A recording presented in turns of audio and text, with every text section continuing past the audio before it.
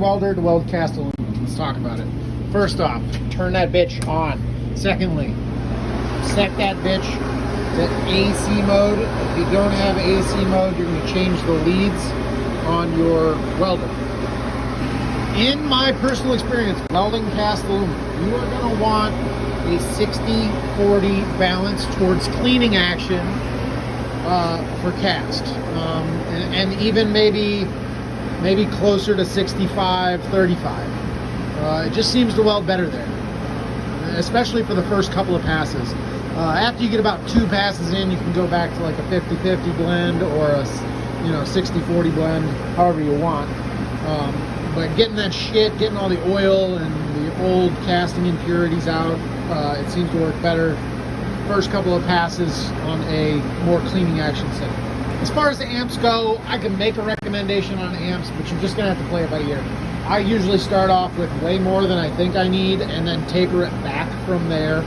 I think we're gonna start at about 170 on this one because we're gonna start with the valve pockets, so there's a lot of material there. It's gonna take a little time. We're preheating, so it shouldn't be that much. But use the pedal, fucking feather that shit out. Don't just slam the pedal down. You gotta find that sweet spot, and as you weld, the amps are gonna drop anyway because you're gonna saturate the part with heat. So you'll progressively need less and less amps until you hit full heat saturation. We're going with 40-43 wire. It just wets in better. It's more ductile.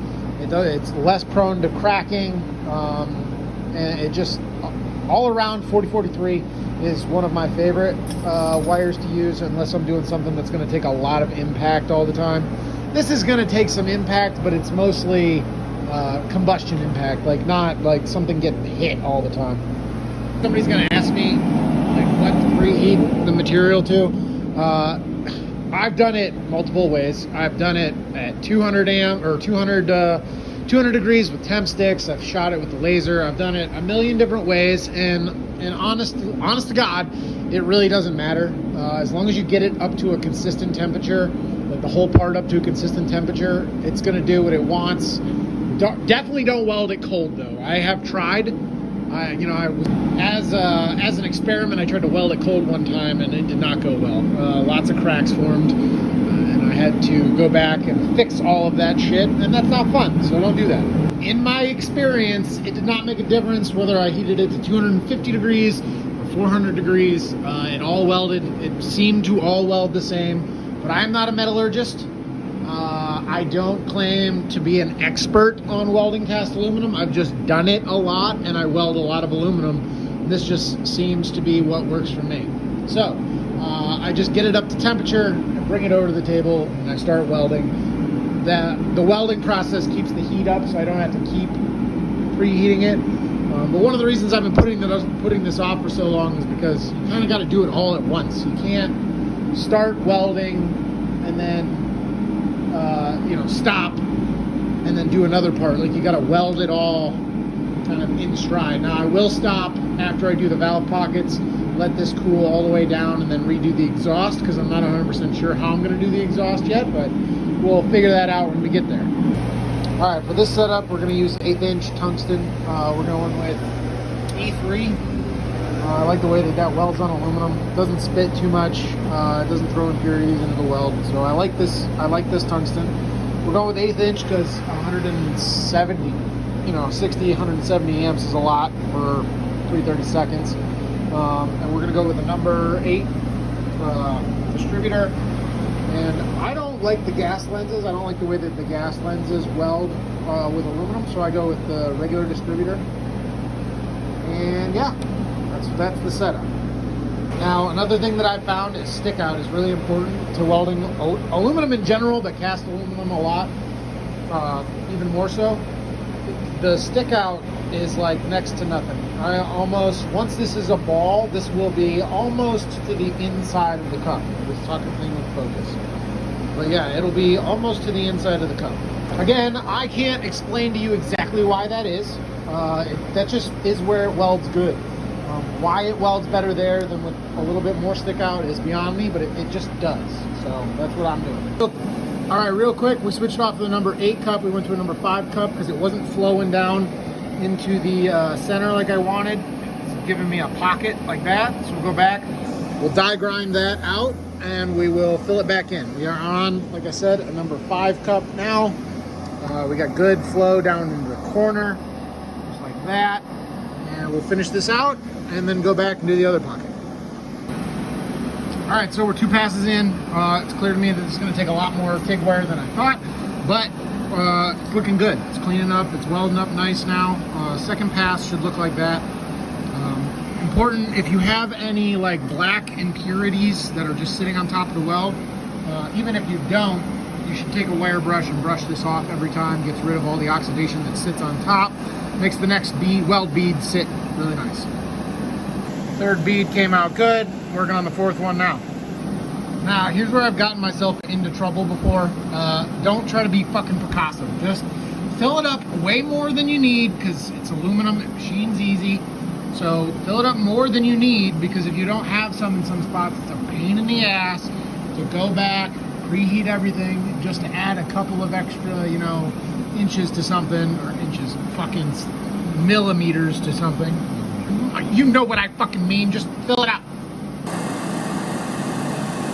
Now it's starting to look like something. All the beads are starting to lay into one another real nice. I'm gonna do a little bit more build up. It's still a little concave. I want to build that up flat, and then we'll sand it back. Yeah, that looks way better. Happy. It's all flowing real nice. All right, everybody. 1 pocket is done. On to this next pocket. Won't be pausing to look at those. We're just gonna go and do everything we did with that pocket on this pocket. All right, all finished up. Both of them are welded up. I'm happy with how they both look. Yeah, I'm gonna go set this back in front of the turbo heater, let it cool down nice and slow. And there you go. Now it's cooling down. I can slowly move it back like every 10 minutes, just so nothing shrinks too fast. All right, real quick, with a set of shitty, just totally fucked CB750 heads, we're gonna go over what to look for, or what your weld shouldn't look like. All the problems that you're gonna have trying to weld cast aluminum, and how to fix them. How to basically look at your weld, figure out what settings you need to change on your welder. All right, so that's what we're gonna do now. All right, the first issue you're gonna run into is like this black shit, and it's gonna sit all over your weld. Leaves a lot of dimples. What's wrong with your weld? Nothing. That's just how cast aluminum welds. There's a lot of air pockets in there, a lot of impurities in it. You have to weld it, then you go back, hit it with your die grinder and or just your wire brush, clean that up, and then go back over it. We'll do that now. There you go, starting to lay in better. Still not perfect. We'd have to, if I was doing this for real, I would go in and do this one more time, clean it up, weld it again. All right, next issue you're gonna run into is something like this. Now this is also dirty. It needs to be cleaned up, but as you can see, it's like super gray. It's really gray. It's kind of sunken in. That's a problem of way too much heat. If your weld bead starts to look like very, how do I explain this? Like a dark gray color when you stop, you've got too much heat there. You got to dial your heat back. If every time you go to dip your tungsten or your TIG wire, dip your tungsten in, that'll look great. Every time you go to dip your TIG wire in, it starts to look like this. It just balls up and won't go into the puddle. That's not enough heat. You're not letting the puddle form, and you're putting your rod in too fast. Right now, this one right here, this is another example of something. It looks too hot. It's very similar to that. It's also dirty. We're just gonna have to skip over the dirty part because I'm not fucking cleaning all this shit. But anyway, it looks like it's too hot, right? But I know that it's not. The problem is your balance setting, okay? Your balance setting will also give you a reading like it's reading too hot. You're doing this is when you have it set towards too much penetration, not enough cleaning action. So you want your balance somewhere in the 50-50, 60-40, maybe 35-65 or 70-30 range. This, I just have it turned all the way up towards penetration. Now, I'm not gonna do it because I don't wanna ruin this tungsten. This is a good tungsten. But if your tungsten just keeps working its way back up into the cup, like if it's getting shorter and your ball is getting bigger, that means that you have the wrong balance the other direction. That means you have too much cleaning action. Take it the other way.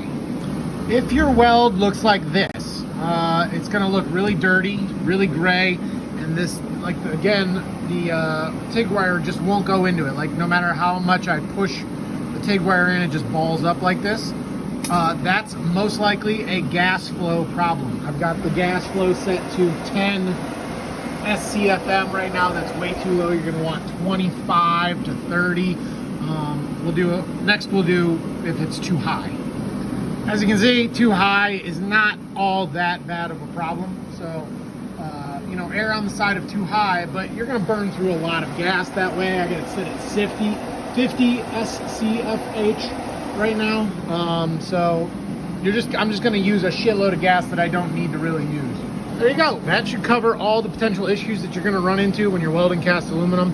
If you come across anything else, drop it in the comments, and I'll see if I can do a tutorial for you. Yeah. Thanks for watching.